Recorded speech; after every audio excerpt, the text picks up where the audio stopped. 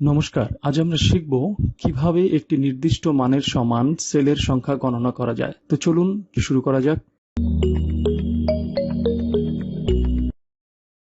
Welcome back. একটি নির্দিষ্ট মানের সমান সেলের সংখ্যাগুলি গণনা করার জন্য আমরা কাউন্ট ইফ ফাংশনের ইউজ করব। কাউন্ট ইফ ফাংশন দিয়ে আমরা দু ধরনের ফর্মুলা বানাবো। ফর্মুলা বানানোর জন্য প্রথমত আমাদের যে দুটি জিনিসের প্রয়োজন পড়বে সেটি হলো একটি ডেটা রেঞ্জ, অর্থাৎ যেখানে কিছু ডেটা, কিছু ইনফরমেশন দেওয়া আছে, আর একটি সার্চ ক্রাইটেরিয়া। আমি এখানে আগের থেকেই একটি ডেটা রেঞ্জ বানিয়ে রেখেছি, যেটি একটি ক্লথের ডেটা রেঞ্জ, যেখানে কিছু ক্লথের টাইপস এবং তাদের কালার্স দেওয়া আছে, আর একটি সার্চ ক্রাইটেরিয়া, যেমন রেড অথবা ব্লু, যে কোনো একটা দিয়েই আমি সার্চ করতে পারি। তো আমরা এবার শিখে নেব কিভাবে ফর্মুলাটা লেখা যায়। ফর্মুলা লেখার জন্য প্রথমে দেব সমান সমান চিহ্ন, তারপরে লিখব কাউন্ট ইফ ফাংশন, তারপরে দেব হচ্ছে রেঞ্জ, অর্থাৎ আমার ডেটা বা আমার ইনফরমেশন আমি কত দূর থেকে কত দূরের রেঞ্জের মধ্যে আমি কাউন্ট করতে চাইছি আমার একই ভ্যালুর সেলের সংখ্যা, সেটার জন্য আমাকে এখানে সেল রেঞ্জটা সিলেক্ট করতে হবে, যেটা আমার এখানে ডেটা রেঞ্জ হচ্ছে C3 থেকে D8, কমা, তারপরে ইনভার্টেড কমার মধ্যে দেব টেক্সট, মানে আমি যে সার্চ ক্রাইটেরিয়া দিয়ে সার্চ করতে চাইছি। ধরুন আমি এখানে রেড কালারের সেলের সংখ্যা গণনা করতে চাইছি, তাহলে আমি লিখব red. Formula complete, bracket close করে জাস্ট এন্টার। দেখুন আমার এখানে রেজাল্ট শো করছে 4।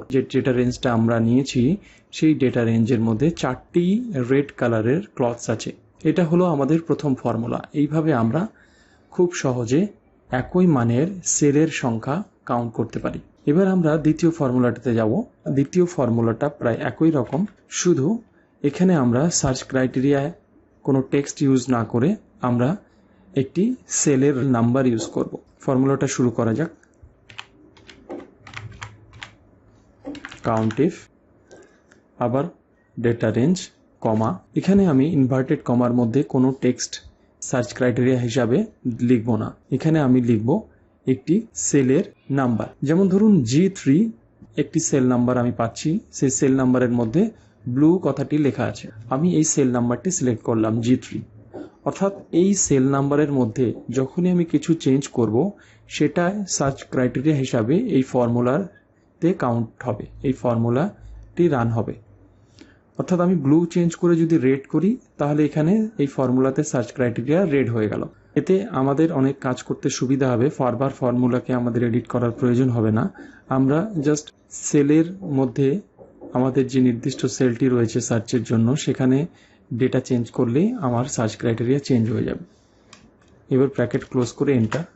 দেখুন রেজাল্ট শো করছে 2, অর্থাৎ ব্লু কালারের দুটো ক্লথস এই ডেটা রেঞ্জের মধ্যে আছে। দেখুন 1, 2।